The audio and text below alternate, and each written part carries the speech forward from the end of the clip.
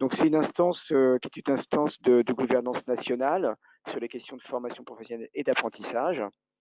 Comme je l'ai dit, établissement public à caractère administratif, avec une sous tutelle du ministère du Travail, avec une gouvernance quadripartite, puisque nous avons des représentants des 5 organisations syndicales professionnelles au niveau national, des 3 organisations patronales, des représentants des régions et des représentants de l'État, avec 2 personnalités qualifiées. Les missions de... D'accord. D'accord, on m'entend là, quand même.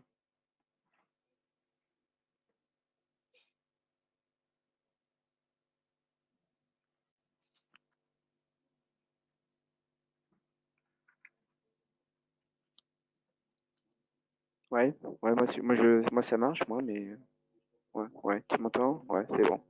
Ok. Donc, les missions de France Compétences, comme je l'ai indiqué, c'est donc on a un rôle effectivement de promouvoir le développement des compétences et l'acquisition de certifications professionnelles. Et en gros, on a 5 grandes missions. D'une part, c'est une mission de financement et de répartition des fonds mutualisés qui proviennent des contributions des entreprises. Donc, on va envoyer de l'argent aux OPCO, donc les nouveaux opérateurs de compétences pour le financement des contrats de professionnalisation, des contrats d'apprentissage, de la PROA, de l'aide pour les petites entreprises de moins de 50 salariés. On envoie de l'argent à l'État pour le financement du plan d'investissement pour les compétences, de l'argent aux régions, puisque les régions vont quand même intervenir, mais si elles n'ont plus de la compétence, vont intervenir sur le financement de l'apprentissage, notamment par un abondement complémentaire au coût contrat. On finance le permis de conduire. Donc là, c'est pris sur l'enveloppe alternance. C'est une convention que nous faisons avec l'Agence de services de paiement. Nous avons pour l'instant une enveloppe de 40 millions d'euros. Puis c'est l'Agence des services de paiement qui paye les CFA pour le permis de conduire des jeunes apprentis. Les CPIR, qui sont les commissions paritaires interprofessionnelles régionales, qui remplacent les fonds GECIF. Alors maintenant, les partenaires sociaux appellent ces instances transition pro. Donc, ils vont financer le compte personnel de formation de transition professionnelle, qui est un CPF long, qui remplace le congé individuel de formation. Et nous finançons également les opérateurs du conseil en évolution professionnelle, puisqu'avant, c'était des fonds GECIF qui avaient cette mission. Et là, ça passe par un marché que nous sommes en train de lancer. Et un point particulier, c'est un des aspects où France Compétences aura un rapport direct avec l'usager final, c'est qu'il y a une médiatrice. En l'espèce, c'est une médiatrice qui est... Alors, ce n'est pas la loi, c'est le décret du 28 décembre sur l'organisation de France Compétences qui crée une fonction de médiation pour 2 sujets. Elle instruira les réclamations individuelles concernant le conseil en évolution professionnelle des actifs occupés, donc à partir du 1er janvier 2020, et les réclamations concernant le compte personnel de formation de transition. Deuxième grande mission, c'est réguler et contrôler. Donc, on a un rôle d'observation des coûts, ce qui a été mis en place notamment pour les coûts contrats apprentissage, puisque nous avions jusqu'au 15 mars pour que les branches, les CPNE, émettent des niveaux de prise en charge. Par exemple, une branche dit moi, mon CAP maçon, c'est 6 000 euros. Donc voilà, donc nous, on avait jusqu'au 15 mars pour potentiellement émettre des recommandations sur le niveau de prise en charge qui était donné par la branche professionnelle. Donc on a un rôle je dirais de recommandation qui est très large. La notion de recommandation est très large dans la loi. France Compétences peut émettre des recommandations publiques sur l'ensemble du système de formation professionnelle et d'apprentissage. Et on va mettre en place une observation des coûts parce que nous allons observer pas uniquement la façon dont se constitue un prix sur l'apprentissage, mais notamment sur les contrats de professionnalisation. On va regarder ce qui se passe sur le compte personnel de formation. Voilà, donc c'est toute une mission d'observation des coûts. Un grand rôle sur la certification professionnelle, puisque France Compétences a un rôle d'instruction et d'enregistrement des titres professionnels, qu'ils soient de droit ou sur demande. Donc c'est une mission qui existait déjà précédemment au sein de la Commission nationale de certification professionnelle, qui est reprise au sein de France Compétences. Comme je l'ai indiqué, organiser et financer le conseil en évolution professionnelle, c'est un marché public maintenant qui a été lancé au mois d'avril par France Compétences. Et donc c'est 19 lots, donc 18 lots régionaux et un lot de sécurisation. Il y aura un prestataire par région qui sera choisi par le conseil d'administration. Et donc les décisions seront prises par délibération du conseil d'administration le 17 octobre. Et les opérateurs qui auront été choisis auront 2 mois pour initialiser leurs offres sur le territoire et donc application à partir du 1er janvier 2020. Et une cinquième mission, c'est une mission d'évaluation et d'information, puisque France Compétences a une mission de par la loi d'avoir un rôle de coordination et d'animation. Alors la loi n'est pas très claire parce qu'elle parle d'animation et de coordination des travaux des observatoires. Donc je ne suis pas sûr qu'on coordonne des travaux, mais en même temps on peut le faire. Des observatoires prospectifs de branche. Je rappelle qu'actuellement en France, il y a à peu près 130 observatoires prospectifs des métiers et des qualifications. Et donc on a ce rôle de coordonner leurs travaux. On a déjà lancé une enquête pour déjà regarder combien il y a d'observatoires en France, observatoires de branches en termes de métiers et de qualification. C'est un enjeu important parce que la vision, elle est quand même, comme l'a dit Antoine, la vision elle est systémique. C'est que c'est en observant les évolutions des métiers et des qualifications qu'on peut travailler sur modifier et refaire une ingénierie de certification, c'est modifier les titres et les diplômes. Et en troisième lieu, ça a un impact sur les actions de formation qui découlent de cette évolution de la certification issue des travaux des observatoires. Et on a une mission on doit rendre un rapport annuel sur l'usage des fonds de la formation, un rapport d'activité auprès du Parlement. Donc ça, c'est les grandes missions. Rapidement, un bilan des 10 mois et puis nos perspectives. Je rappelle toujours que France Compétences est un jeune bébé, puisqu'elle est né le 1er janvier 2019. Un bébé qui se porte bien, un bébé qui prend du poids, alors parfois peut-être un peu en sur-régime.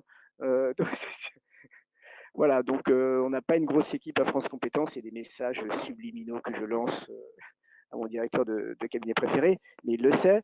Donc, puisqu'on a fait, au cours des 6 premiers mois, on a fait 2 choses, puisqu'il fallait installer la gouvernance en interne de France Compétences, il fallait installer les équipes. On avait 3 institutions rassemblées, donc on a installé les équipes en même temps, et on a eu quelques grosses missions, qui bien évidemment, la première mission que vous connaissez, c'était émettre des recommandations sur les contrats d'apprentissage, puisqu'on avait jusqu'au 15 mars pour le faire.